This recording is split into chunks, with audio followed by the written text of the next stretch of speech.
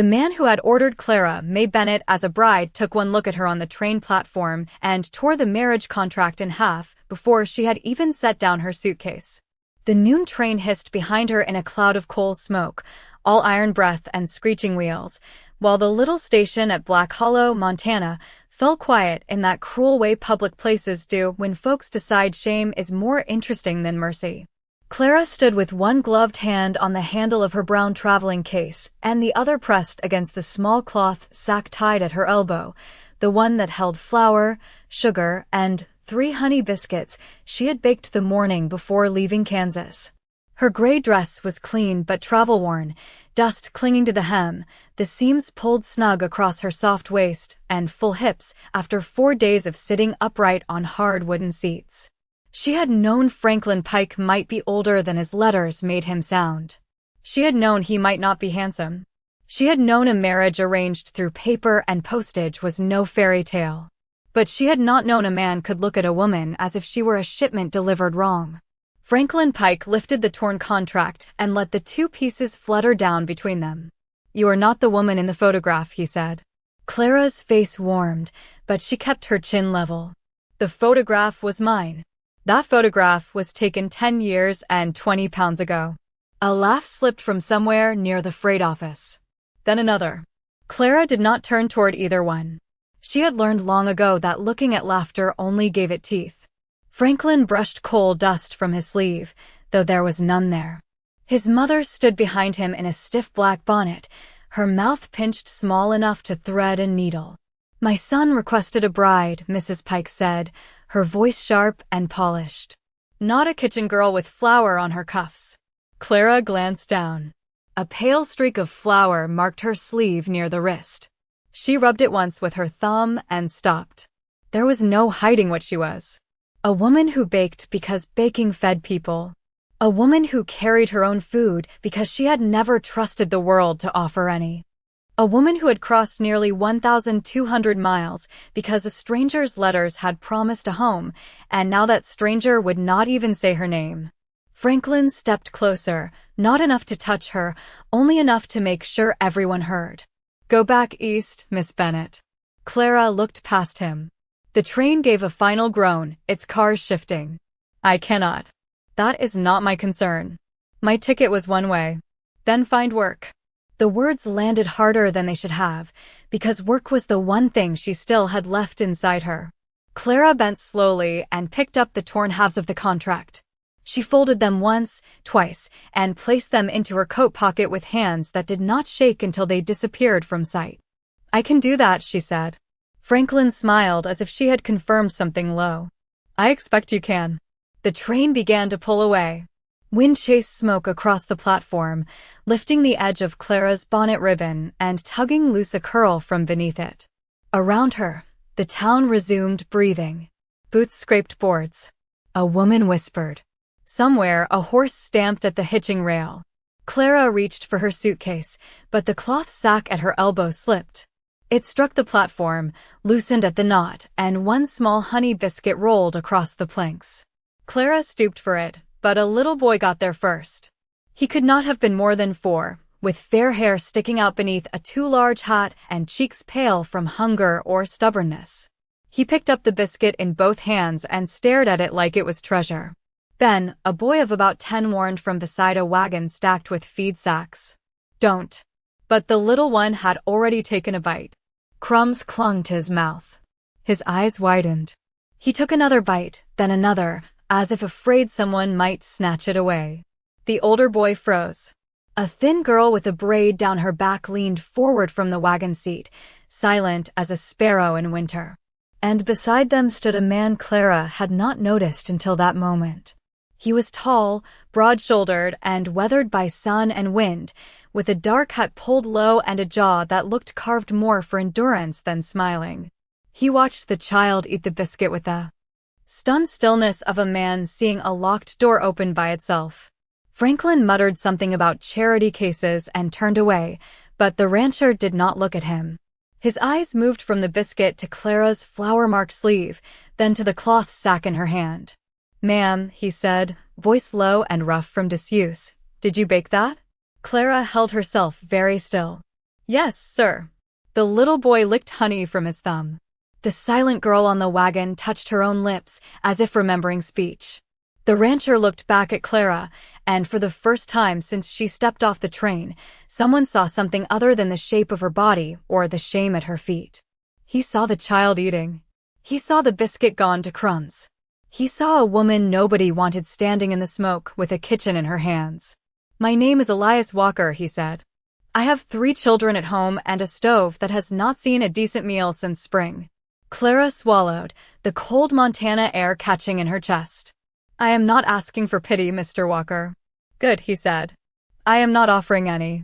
Ben reached toward her empty hand, searching for another biscuit, and Elias Walker's expression changed by the smallest measure, like a porch lamp being turned up in a house believed abandoned. "I am asking if you can cook for children." Clara May Bennett looked at Elias Walker for a long second, searching his face for the familiar bend of mockery, the little twitch at the mouth men got when they thought kindness made them superior. She found none. His eyes were tired, guarded, and plain as weathered fence wood. He was not looking at her like a dream come true. He was not looking at her like a mistake either. He was looking at her like a man with 3 hungry children and no time left for pride. "I can cook for children," Clara said. "I can cook for ranch hands, sick folks, church suppers, harvest crews, and men who think coffee is breakfast. I can clean what needs cleaning and mend what needs mending. I can earn my keep." Franklin Pike laughed from near the station door. "There you have it, Walker. You did not find a bride. You found yourself a stove woman." The words scraped across the platform, but Clara did not flinch. She folded her hands in front of her, one over the other, so no one would see her fingers tighten. Elias turned his head just enough to look at Franklin. He did not raise his voice. He did not have to. "I was not speaking to you." Franklin's smile thinned. His mother stiffened beside him, offended on behalf of a son who had just offended half the morning. The older Walker boy, Sam, sat straighter on the wagon bench, as if hearing his father speak that way had put a board in his back. Little Ben stayed close to Clara's skirt, looking at the cloth sack with the solemn hope of a child who had learned not to ask for much. Clara reached inside and found the second biscuit. It had cracked during the journey, but it was still good. She held it out. "Only if your father says so." Ben turned to Elias. Elias looked surprised by the question hidden in that small pause, as if folks had not asked his permission about tenderness in a long while. "Go on," he said. Ben took the biscuit with both hands and bit into it. The silent girl on the wagon watched every crumb. Clara noticed her then the way one notices a candle that has not gone out, only burned down small. 7 years old, maybe. Thin wrists. Pale blue eyes. A braid tied with a ribbon that had been washed too many times. She sat with her knees together and her hands closed around something in her lap, watching Clara not with fear exactly, but with the careful attention of a child who had already lost too much to trust what arrives. Elias followed Clara's gaze. "That is Lucy," he said. "Sam is the one trying to look older than me. The little one stealing your biscuits is Benjamin." "I am not stealing," Ben said around a mouthful. Clara almost smiled. "No, sir. You were properly approved." Something moved across Elias Walker's face and disappeared before it could become warmth. Franklin stepped down from the platform, brushing past a stack of mail sacks. "Walker, you cannot be serious. You are taking her out to that ranch of yours? A woman who came here under contract to another man. You tore the contract. That does not make her respectable." This time Elias turned. Fully. The whole platform seemed to feel it. The porter stopped lifting a trunk. The telegraph clerk looked up from the window. Even Mrs. Pike drew in a breath through her nose. "Respectable is not a word I trust from men who leave women stranded beside railroad tracks," Elias said. Clara's throat tightened so fast she had to look down at her suitcase. She had not asked him to defend her. She had not expected anyone to. That made it worse somehow. Better and worse. "Mr. Walker," she said quietly, "I do not want trouble." "Neither do I. I will not be taken in as charity. I do not give charity well." "Then what are you offering?" He glanced at Ben, then at Lucy, then at Sam, who had not taken his eyes off Clara since his brother swallowed the first bite. 3 meals a day. A roof over your head. A room off the pantry if you can stand the cold. Wages when I have cash, credit at the mercantile when I do not.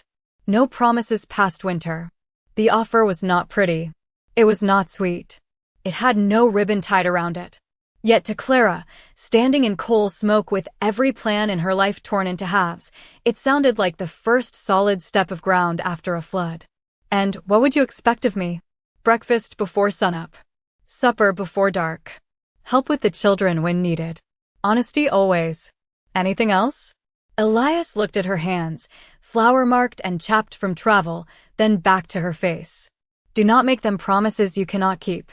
The words were quiet, but they carried a locked room behind them. Clara understood enough not to open it. I can agree to that. Franklin scoffed. She will last a week. Clara lifted her suitcase before Elias could reach for it. It was heavy, but she would rather have dropped it on her own foot than let Franklin see her need help. She walked toward the wagon with her shoulders straight and her cheeks still warm. Sam shifted aside to make room, not friendly yet, but not cruel. Then climbed up after her, still chewing. Clara placed one foot on the wheel brace and gathered her skirt carefully. Before she could pull herself onto the bench, something touched her sleeve. She looked down. Lucy had leaned from the wagon seat and caught the edge of Clara's cuff between two small fingers. The girl said nothing. Her mouth did not even open. But she held on for one breath, then two, as if asking a question no adult had been able to answer. Clara did not touch her back. She only softened her voice. I will ride careful, Miss Lucy. The child released her sleeve, but her eyes stayed fixed on Clara all the way as Elias clicked his tongue to the team and turned the wagon away from Black Hollow Station. The ride to Walker Creek Ranch took nearly 2 hours, though Clara May Bennett felt every mile in the silence between hoofbeats. Black Hollow shrank behind them until the station roof vanished beyond a line of cottonwoods, and the road opened into wide Montana country, brown grass bending under a cold wind, fence posts leaning like tired men, snow still tucked in the shaded cuts of the hills. Elias Walker drove without unnecessary talk. Sam sat beside him, trying to hold the reins with his eyes if not his hands. Ben slept against a feed sack with biscuit crumbs on his coat. Lucy sat across from Clara, knees tucked close, her small fingers folded around a faded scrap of blue cloth. Clara did not ask about it. She had been poor too long to believe every visible thing belonged to conversation. By the time the wagon rolled beneath the weathered arch that read Walker Creek Ranch, the afternoon light had gone thin and silver. The ranch house stood at the far end of a muddy yard, 2 stories of gray boards and tired windows, with smoke rising weakly from one chimney. It was not a ruined place, but it felt neglected in the way grief neglects things. A broken porch rail leaned at one corner. A wash line hung empty.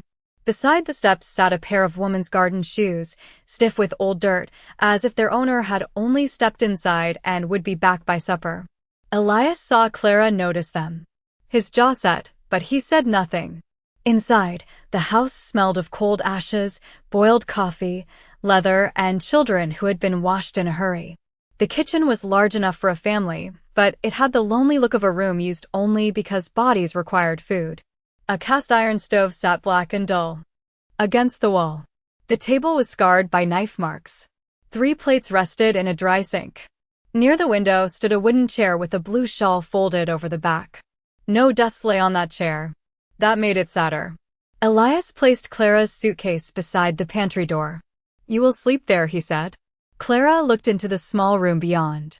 It held flour bins, apple crates, a narrow cot, and one tiny window clouded at the corners.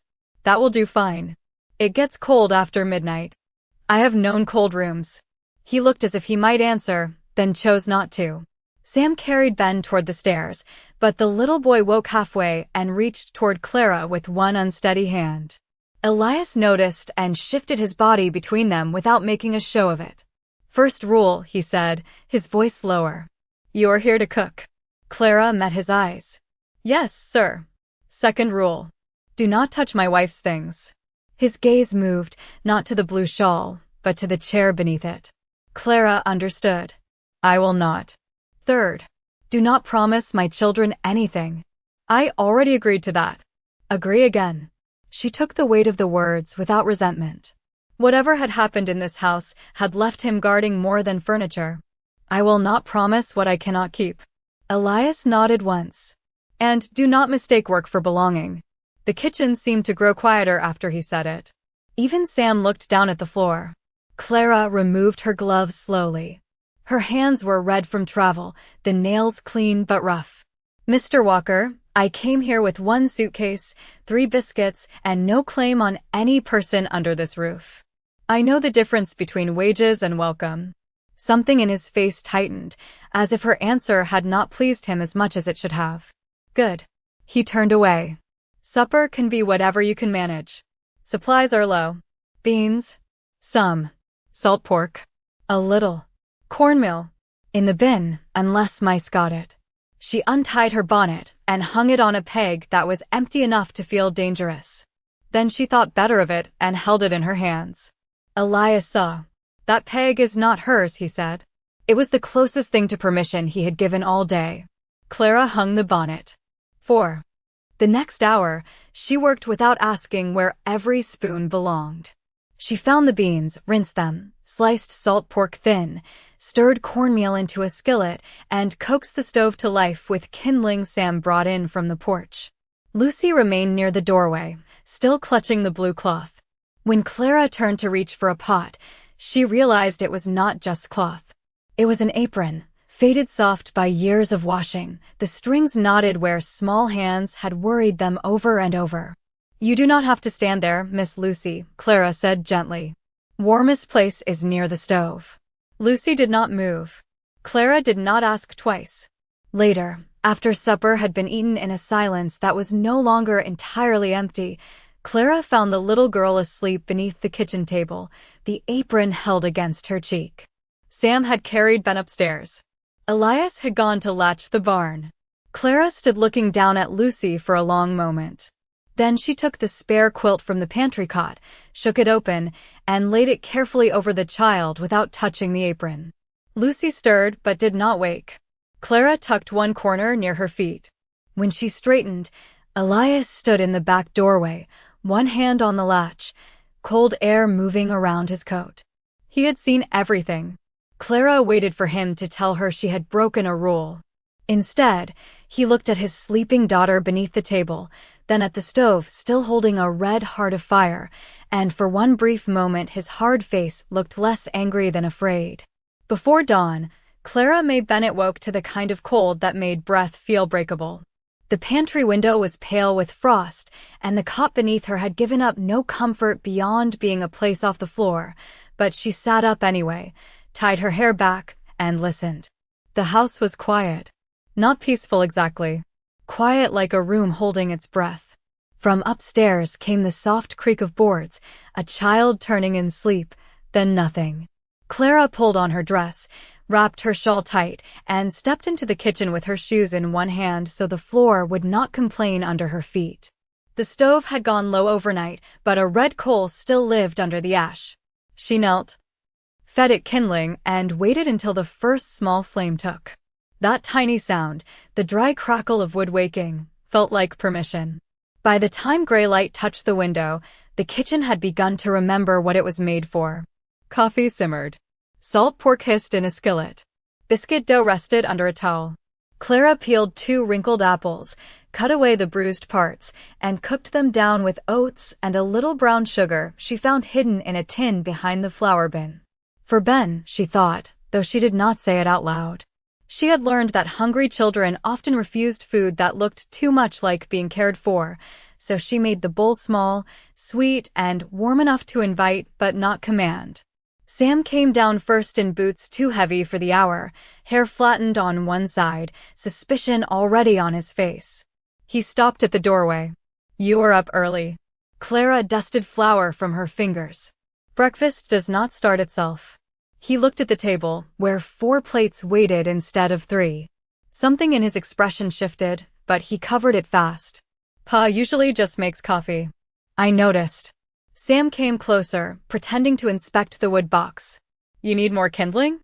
I could use some. He nodded, pleased to be needed, and went outside before she could thank him too much. Ben shuffled in next, rubbing his eyes with both fists. He saw Clara and stopped. She set the small bowl of apple porridge near the end of the table, not in front of him. "That one is cooling," she said. "Best leave it alone for a minute." Then climbed into the chair nearest it and stared at the bowl as if it had personally challenged him. When Elias entered from the back door, cold air rolled in around his coat and hat. He paused on the threshold. His eyes moved from the stove to the biscuits, from the coffee to the children, then to Clara. He looked almost unsettled by the order of it all.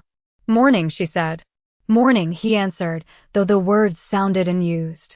Lucy appeared last, wrapped in the faded apron from the night before. She stood by the stairs, silent, watching Clara slide biscuits from the pan onto a clean towel. Clara did not ask her to sit. She only took one biscuit, split it carefully, and cut the soft middle into 5 small pieces with the tip of a knife. Then she shaped them, clumsy but careful, into little stars and placed them on a saucer near the empty chair. "For anyone who likes stars," she said. No one moved for a moment. Then Ben took a spoonful of porridge. He waited, as if expecting disappointment, then took another. Elias stared at him. Sam sat down and pulled one biscuit onto his plate, then a second, then, when he thought no one was counting, a third. Clara poured gravy, passed eggs, refilled coffee, and kept her eyes mostly on her work, because some miracles were shy and scattered if watched too closely. Lucy came to the table last. She did not sit at first. She touched one little biscuit star with one finger, then lifted it and took the smallest bite. Crumbs fell on the apron. Her face changed, not into a smile, not yet, but into something less guarded. Elias had his cup halfway to his mouth when Lucy looked at the stove, at the biscuit in her hand, and then at Clara. Her lips parted. The word came out so softly the fire nearly swallowed it. "Warm." Sam stopped chewing. Ben lowered his spoon. Elias set his coffee down with care, like a man handling glass. Clara did not rush toward the child. She did not praise her too loudly or make the moment perform for adults. She only folded her hands against her apron and answered in the same gentle voice. "Yes, Miss Lucy. It is warm."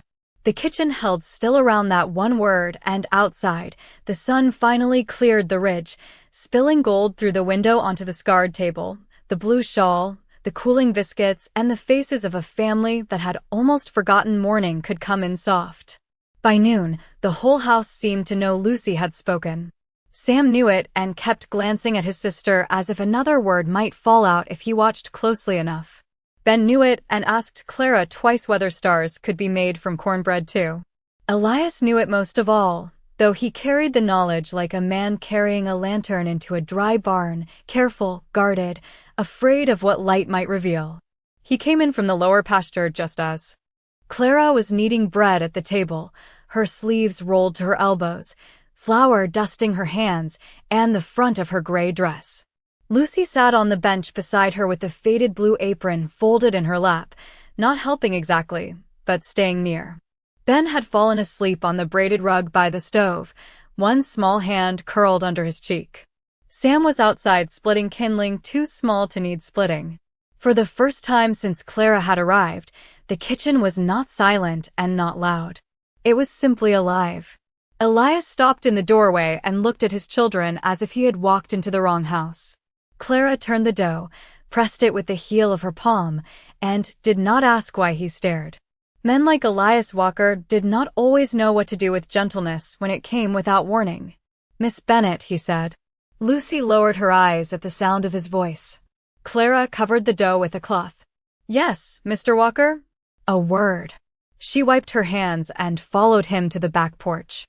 The wind had softened since morning, but the yard still held winter in the ruts. Elias stood with his hat in his hands, looking toward the barn instead of at her. "What happened this morning cannot become a thing." Clara waited. Lucy talking. His fingers tightened around the brim. "Ben eating from your hand. Sam looking at you like you were some answer dropped out of heaven. I did not ask them to do any of that." "I know. Then what are you saying?" He turned then, and the tiredness in his face was sharper in daylight. "I am saying children get hungry for more than food. They see a warm stove and a soft voice, and they start building hopes around it. I cannot have that. Clara held his gaze. You cannot have them comforted? I cannot have them lose another woman. The words came rough, but not cruel. They struck the porch boards between them and lay there like something heavy. Clara looked through the window at Lucy, who had moved closer to the sleeping Ben and placed the blue apron over his feet like a blanket. I am not trying to be their mother. Good. And I am not trying to take your wife's place. Elias flinched so slightly most folks would have missed it. Clara did not. Mr. Walker, I know what it is to be unwanted. I know what it is to stand in a room where everyone has already decided there is no chair meant for you. I would not teach that feeling to a child. Not for wages. Not for shelter. Not for anything. Elias looked at her then as if her words had opened a door he had not known was in the wall. Who taught it to you? He asked.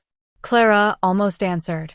She almost told him about the Kansas boarding house, about the women who smiled with their mouths and measured her with their eyes, about Franklin Pike's letters that had called her dear before his face called her burden. Instead, she looked down at the flour caught in the lines of her palms. Enough people. He said nothing. That was becoming the thing she noticed about him. When Elias Walker did not know what to say, he did not fill the air with foolishness. He let silence do the honest work. That afternoon, Clara kept to her tasks. She aired the pantry bedding, stirred beans for supper, patched the torn cuff of Sam's shirt, and rubbed a little camphor on Ben's chest when his cough returned after his nap.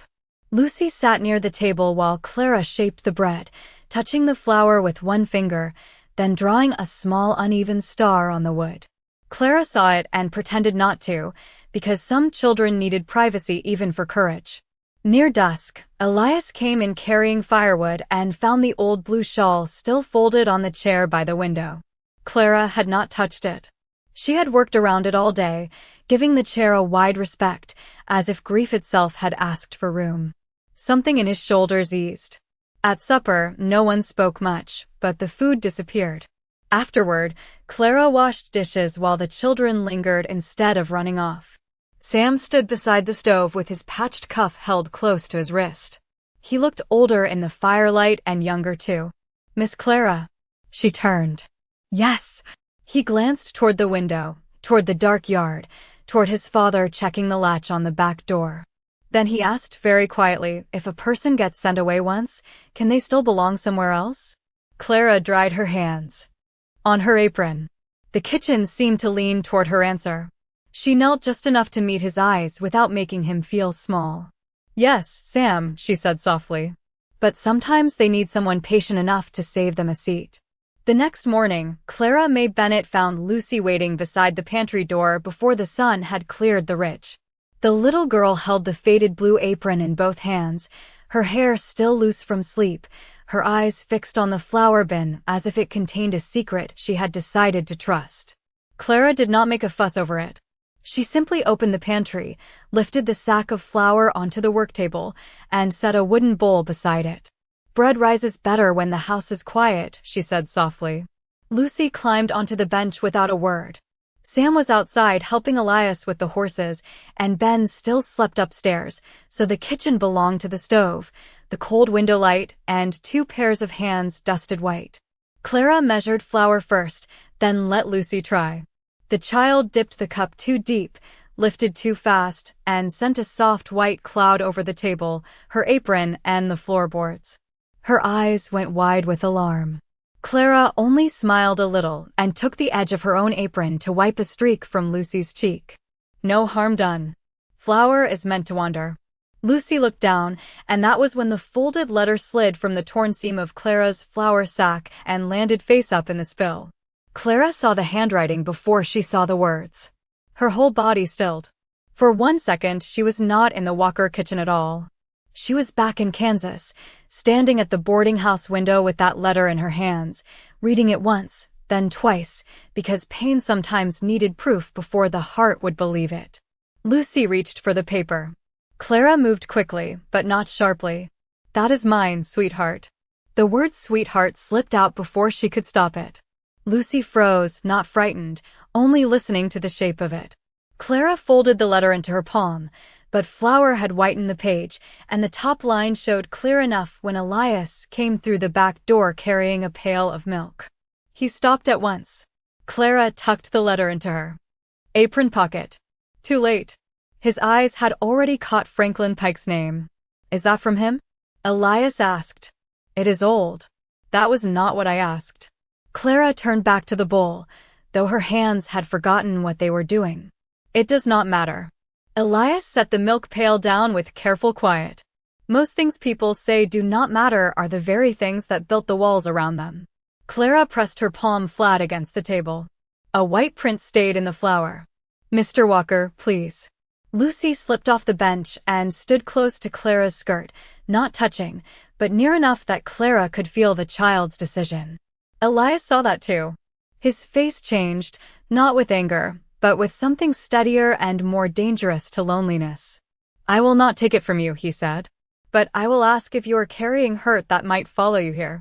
Clara closed her eyes for one breath. Then she took the letter from her pocket and placed it on the table between them. Read only the first part. The rest is not worth the ink. Elias unfolded it. His gaze moved once across the page, and the kitchen seemed to lose all sound except the ticking stove. Make sure she is not fat, Franklin had written to the marriage broker. I will not pay full price for damaged goods. Elias folded the letter back along its creases. His hand was calm. Too calm. Clara wished he would look disgusted, or embarrassed, or politely sorry. Anything but the way he looked then, as if the insult had not lowered her, but had lowered the whole world that allowed it. You were never damaged, he said. Clara turned her face toward the window, because kindness spoken plainly was harder to stand under than cruelty shouted in public. You do not have to say that. I know. Then why say it? Because someone should have said it before you crossed 1,200 miles believing otherwise. Lucy reached then, small fingers finding the side of Clara's dress. Clara covered the child's hand with her own for just a moment. Elias looked down at that touch, and whatever rule he had made about attachment seemed to weaken like ice under spring water. Before he could speak again, Sam burst through the kitchen door, breathless from running across the yard. Pa, he said, trying to sound grown and failing. Riders coming up the south road. Elias moved to the window. Clara followed his gaze. 3 horses approached through the pale morning dust. One carried Sheriff Harlan Tate in his brown coat. One carried Mrs. Pike, sitting stiff and straight as a church steeple. And leading them, with his polished boots and narrow smile, rode Franklin Pike, coming toward Walker Creek Ranch as if Clara were still a parcel left under his name. The riders reached the yard just as Clara May Bennett wiped the flour from her hands and folded Franklin Pike's letter into the pocket of her apron. Elias Walker did not tell her to hide. He did not tell her to go upstairs or stand behind him. He only opened the back door, stepped onto the porch, and waited with one hand resting against the post, his face plain and unreadable beneath the brim of his hat. Clara stood inside the kitchen for one breath longer, listening to the horses snort in the cold morning air, listening to the small scrape of Lucy's shoes as the child moved closer to her skirt. Sam came in from the yard and planted himself near the stove, his jaw set in a way that looked painfully like his father. Ben, half awake and wrapped in a quilt, sat on the bottom stair with wide eyes. Sheriff Harlan Tate dismounted first, slow and uncomfortable, smoothing his mustache like a man who had hoped the ride out would solve the matter before he had to speak. Mrs. Pike remained seated side saddle, back straight, gloved hands folded, studying the ranch house as if grief and poverty were stains she might catch by looking too long. Franklin Pike swung down last, smiling with the easy confidence of a man who believed papers mattered more than people. Walker, he called. This can be settled without unpleasantness. Elias did not move. Then you came a long way for nothing, Pike. Franklin's smile tightened. I came for what is owed. Clara stepped onto the porch before fear could convince her to stay hidden. The morning light touched the flower in her hair, the plainness of her dress, the round softness of her face, every part of her Franklin had made. Public sportive at the station. She made herself stand straight anyway. I owe you nothing, Mr. Pike. Mrs. Pike made a small sound, almost a laugh. A woman in your position should be careful with pride. Clara looked at her. Pride is not expensive, ma'am. It is one of the few things I could afford to bring. Sam looked at Clara then, and something fierce and young shone in his eyes. Sheriff Tate cleared his throat. Miss Bennet, nobody is saying you have no right to work. But there is a contract involved, and Mr. Pike paid the broker fee and the rail fare. He tore the contract in front of half the town, Clara said. That may be, the sheriff answered, avoiding Elias's gaze, but there are proper ways to resolve business. Franklin took a folded paper from his coat. Exactly. I am prepared to be reasonable. Walker can pay what I lost, or Clara can return to town until the matter is settled. Lucy's fingers closed around Clara's apron. Elias saw it. Franklin saw it too, and his eyes sharpened with ugly satisfaction. Well now, he said. Looks like the kitchen bride has made herself useful faster than expected. The words landed in the yard like cold water thrown over a fire. Clara felt Lucy shrink against her side. Ben clutched the quilt at his chin. Sam stepped forward. Do not call her that. Franklin looked down at him, amused.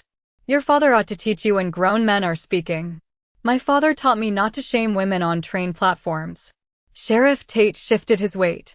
Boy, stand down. But Sam did not move. Clara reached gently toward him. Sam. He shook his head once, never taking his eyes off Franklin.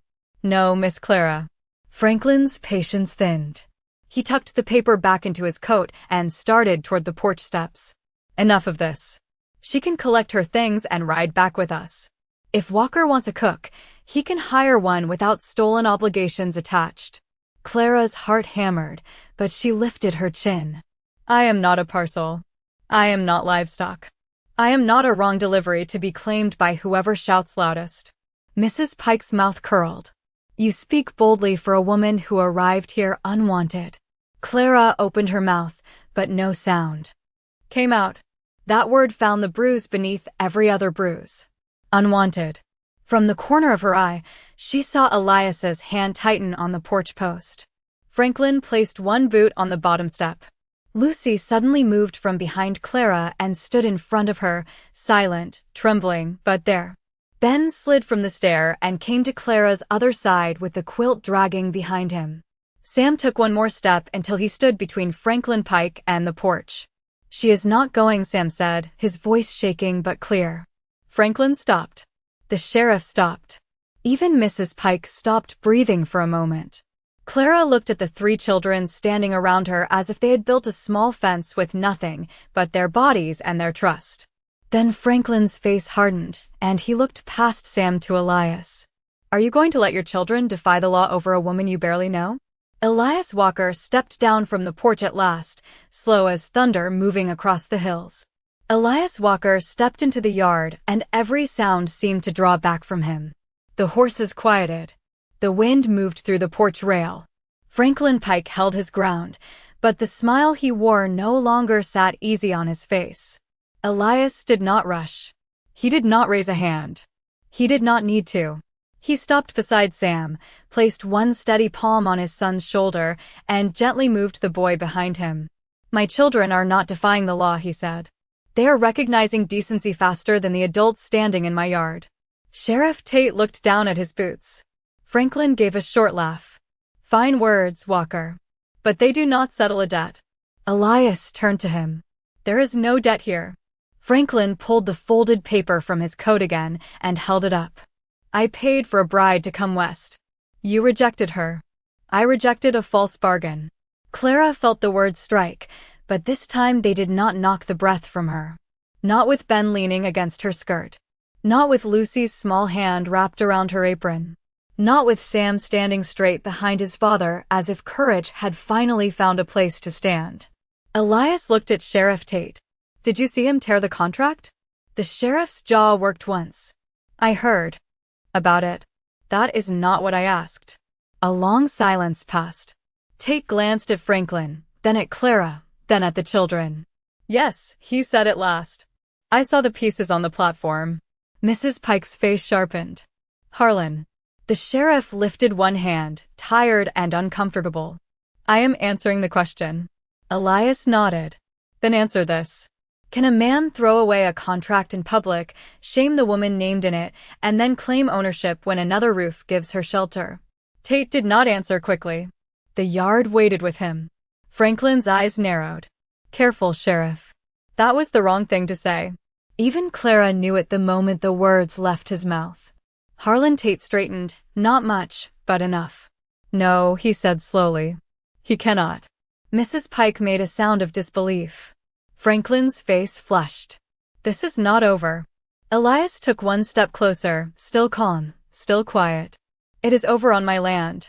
Franklin looked past him toward Clara. You cannot hide in a kitchen forever.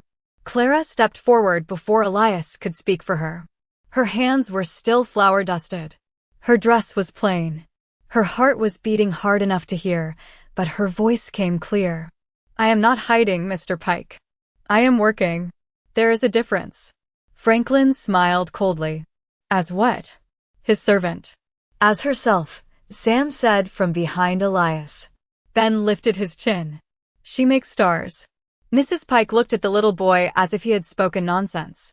Lucy's fingers tightened around Clara's apron, then loosened. The child stepped out from Clara's side, small and pale in the morning light, the faded blue apron gathered in one hand. Elias went still. Clara did not breathe. Lucy looked at Franklin, then at the sheriff, then at her father. When she spoke, her voice shook, but it did not break. She is home. The words were not loud. They did not need to be. They crossed the yard and settled over every person there. Sheriff Tate removed his hat. Mrs. Pike had no answer. Franklin looked as if the ground beneath him had shifted and left him standing in the wrong place. Elias turned slowly toward his daughter. For a moment, all the hardness went out of his face.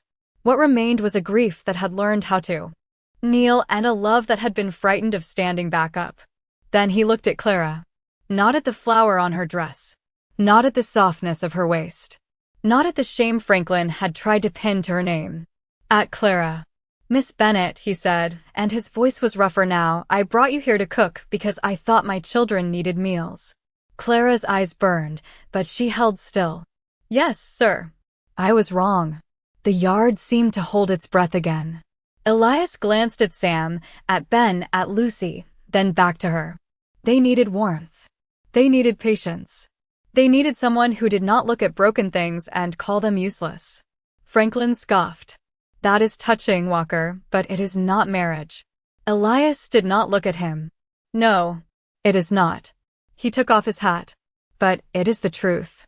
Clara's hands closed around her apron. Elias continued, each word plain and steady. If you want only wages, you will have them. If you want a room until spring, it is yours. If you want to leave tomorrow, I will hitch the wagon myself and drive you wherever you ask. Lucy made the smallest sound, but Clara did not look away from Elias. And if I do not want to leave, she asked. Elias's eyes softened in a way that felt more dangerous than any promise. Then you stay. Franklin stepped back with a bitter laugh. As your cook. Elias put his hat back on and finally turned toward him. As my cook if she chooses. As my wife if she ever lets me ask. But under this roof, before my children and before this county, she is not yours to claim. He moved one step until he stood between Clara and the riders, broad as the porch, steady as the hills. She stays. No one spoke. The whole ranch went silent, not empty this time, but full, as if every board in the house had heard the words and believed them. By the time spring loosened the frost from Walker Creek, the story of what happened in Elias Walker's yard had traveled farther than Franklin Pike ever meant it to travel. Sheriff Harlan Tate returned to town with his hat in his hands and the truth in his mouth, and by the end of that week, the marriage. Broker's papers were being questioned from Black Hollow clear to Helena. Franklin stopped walking into the mercantile as if every board belonged to him. Mrs. Pike no longer lifted her chin when Clara May Bennet passed on the street. No one apologized loudly, because pride rarely learned good manners all at once, but doors opened quicker, voices softened, and the same women who had whispered at the station found sudden reasons to ask Clara how she made her biscuits rise so high. Clara answered politely and gave away nothing she did not wish to give. She had learned that forgiveness did not require handing cruel people the warmest chair by the fire. At Walker Creek Ranch, the changes came quieter and mattered more. The wash line filled with children's shirts snapping in the wind. The porch rail was mended. Apple peel curled on the kitchen table. Sam stopped trying to look like a grown man every hour of the day and started laughing when Ben put flour on the barn cat. Ben grew round-cheeked and loud, forever asking whether supper was ready at least an hour before it was. Lucy spoke in small pieces at first, one word, then two, then whole little sentences that seemed to surprise her as much as everyone else. She spoke most in the kitchen, where Clara let her roll dough with uneven hands and never corrected the shapes unless Lucy asked. Elias changed too, though not in a way most folks would notice from the road. He still rose before dawn. He still spoke less than other men. He still carried grief in him, but it no longer sat at the head of the table. One evening, after the first warm rain of April, Clara came in from gathering eggs and found the chair by the window empty. The blue shawl was folded neatly on the seat, and Elias stood beside it with his hat held against his chest. "I put Sarah's things in the cedar trunk," he said. Clara went still. "You did not have to do that." "I know." He looked toward the table, where 3 children were pretending not to listen. "I was keeping a place for the dead and leaving no room for the living." Clara set the egg basket down carefully. Elias drew a new chair from beside the pantry, one he had made himself from sanded pine. Plain and strong, with the back carved smooth where hands would rest over the years. He placed it at the table between Lucy and Ben. "This one is yours," he said. Clara touched the top rail. It was warm from his hands. "Elias, you do not have to stand at the stove anymore," he said. "You sit with us." Clara had crossed 1,200 miles to be unwanted at a station, but that chair nearly undid her more than all the cruelty had. She sat because her knees could not be trusted, and Ben immediately leaned against her arm as if she had always belonged there. The wedding came in June, not in the church, not at the courthouse, but in the kitchen, because Clara said it was the first place in Montana where she had been needed without being purchased. Wildflowers filled jars on the table. Sam stood straight beside Elias, solemn until Ben sneezed into the flour barrel and made half the room laugh.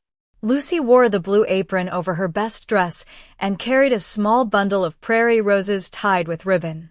When the preacher asked who gave blessing to the joining, Elias opened his mouth, but Lucy stepped forward first. Her voice was soft, clear, and brave enough to fill the whole room. "We do," she said. Then she looked up at Clara with shining eyes. "Mama Clara." No one moved for a moment. Then Clara knelt and gathered the child close, careful of the flowers, careful of the apron, careful of the miracle that had taken a whole season to bloom. Elias looked down at them, and the lonely man who had once offered her only wages and a cold pantry room smiled like a door opening to morning. That night, after the children were asleep, Clara stood at the kitchen window and watched fireflies drift over